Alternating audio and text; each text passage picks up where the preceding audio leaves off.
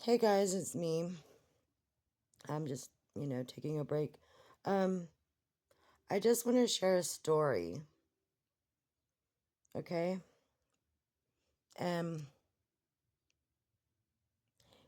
it has to deal with my husband, but it was before we even got married.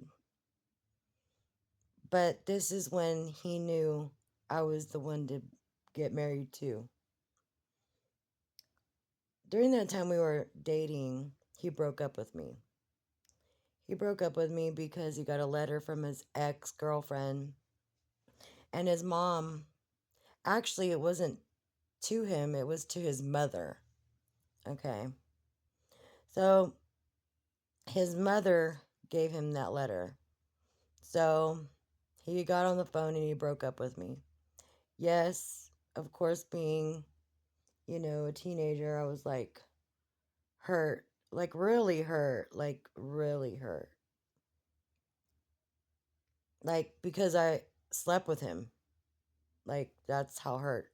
I mean, it's different for a woman than it is for a man, I'm sure. And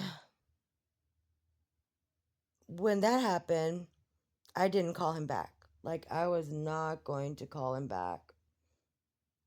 I was going to, be in that energy of being sad and all that. And I think a week went by and I started getting these flowers.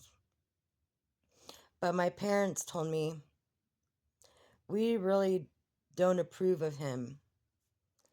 And I'm like, well, okay, whatever. But even being a teenager, you really, hindsight is 2020, so you really don't understand where your parents are coming from, and then these like very strong feelings for this person, right? Because we're always in our feelings when we're teenagers. Well, I guess when he called me, he wanted me to come over. And I really debated on coming over. But the feelings took over. Those feelings, they just take over. And I really wanted to go see him. So I went to go see him. I shouldn't have. I shouldn't have done that. So I went to go see him. And like when I saw him, like he gave me like the biggest hug. And like the biggest, like, that's my girl or something like that. Something he said, something within the hug, something happened in that instant, you know?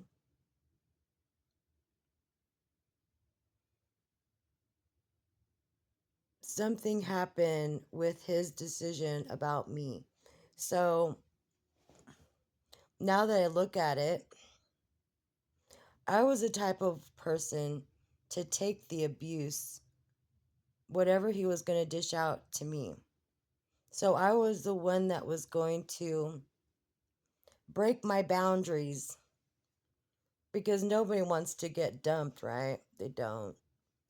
But that was a test. And every cluster B or narcissist that that tests you like that, they test you like that, um, to see how much, pain you're going to, you know, put up with without, you know, making them accountable. That's when I knew that he was going to marry me. Isn't that like very, that's bad. It's very bad because you go through these dumbass tests with these kinds of people to break your boundaries or to just put up with their um abuse because they're testing testing how much they can get away with. Period. Same thing with this feed right now. Same thing with this feed. And no, I've got boundaries like the Great Wall of China, you know, because I learned my lesson. My husband taught me very well. And when you break those boundaries down, they're not going to let you go. Oh no. Oh no, they're not. Because you're not going to, like, you know, you're not. Those people, they don't want to apologize for their bad behavior. They will never take accountability for their bad, shitty behavior. That's what they're looking for in a mate. They're looking for that. They're looking for that person that will put up with that shit.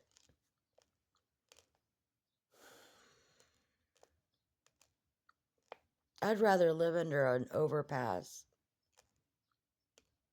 I would no. No, I won't do it again. I'd rather stay by myself. I'd rather be by myself, be independent. Because what? God doesn't give you confusion. It's not confusing whenever something comes from God. It is not confusing. That is my number one rule. It actually is the number one rule where you're having to look at the red flags and all that. No, that is the number one rule. God is not confusing.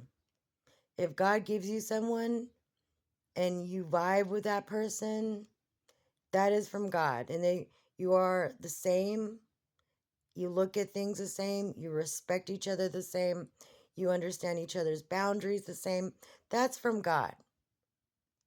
When someone does this feed shit with all this music, it's a test. It's a test. Don't you dare compromise yourself for somebody else's shitty behavior. Okay?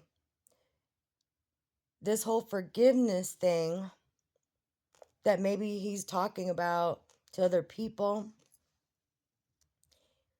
he never asked for forgiveness. FYI. He never was accountable for his shitty behavior.